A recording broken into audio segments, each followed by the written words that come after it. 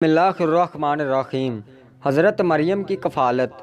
حضرت عیسیٰ علیہ السلام کی والدہ ماجدہ حضرت مریم رضی اللہ تعالیٰ عنہ کے والد کا نام عمران اور ماں کا نام ہینا تھا۔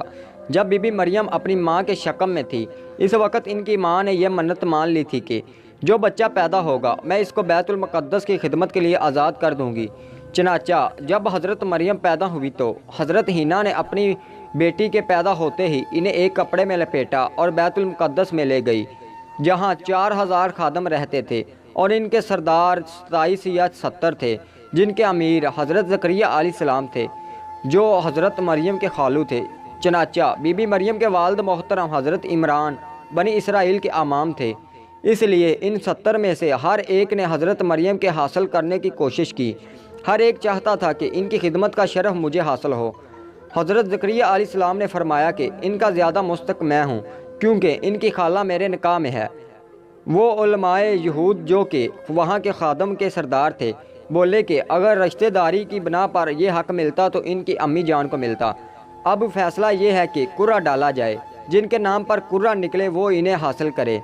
یہ سب حضرات نہر اردن کی طرف اپنے وہ قلم لے کر چلے جس سے وہی لکھتے تھے، اور طے یہ ہوا کہ جس کا قلم پانی میں نہ ڈوبے نہ بہہ جائے وہ حضرت مریم کو لے، اور جس کا قلم ڈوب جائے یا بہہ جائے وہ ان کا مستحق نہیں۔ چنانچہ ایسا ہی کیا گیا کہ قلم ڈوب گئے یا بہہ گئے، مگر حضرت زکریا علیہ السلام کا قلم پانی میں ٹھہرا رہا، لہٰذا حضرت مریم کی پرورش انہیں کے سپرد ہو گئی۔ بعض روایتوں میں ہے کہ 3 بار قرعہ ڈالا گیا اور ہر بار ایسا ہی ہوا۔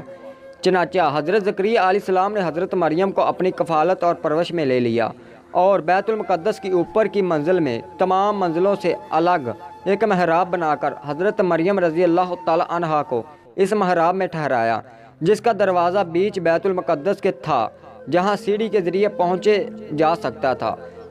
حضرت زکریا علیہ السلام کے علاوہ وہاں کوئی نہ جاتا تھا۔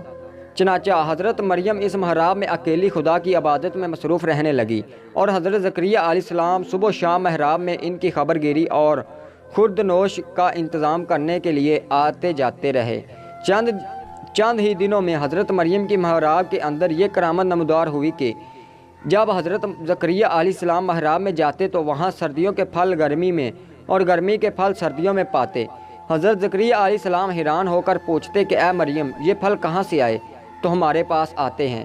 تو حضرت مریم یہ جواب دیتی کہ یہ پھل اللہ کی طرف سے آتے ہیں، اور اللہ جس کو چاہتا ہے بے حساب روزی عطا فرماتا ہے۔ حضرت زکریا علیہ السلام کو خداوند قدوس نے نبوت کے شرف سے نوازا تھا، مگر ان کے ہاں کوئی اولاد نہیں تھی اور وہ بالکل ضعیف ہو چکے تھے۔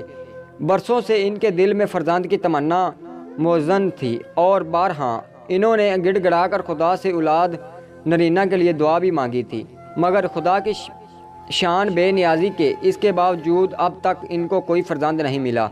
جب انہوں نے حضرت مریم کے محراب میں یہ کرامت دیکھی کہ اس جگہ بے موسم کا پھل آتا ہے، تو اس وقت ان کے دل میں یہ خیال آیا کہ میری عمر اب اتنی ضعیف ہو چکی ہے کہ اولاد کے پھل کا موسم ختم ہو چکا ہے، مگر وہ اللہ جو حضرت مریم کے محراب میں بے موسم کے پھل عطا فرماتا ہے، وہ قادر ہے کہ مجھے بے موسم کی اولاد کا پھل عطا فرما دے۔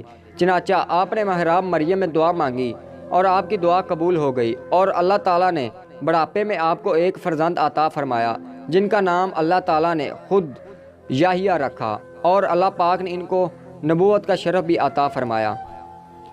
جب زکریا کے پاس اس کو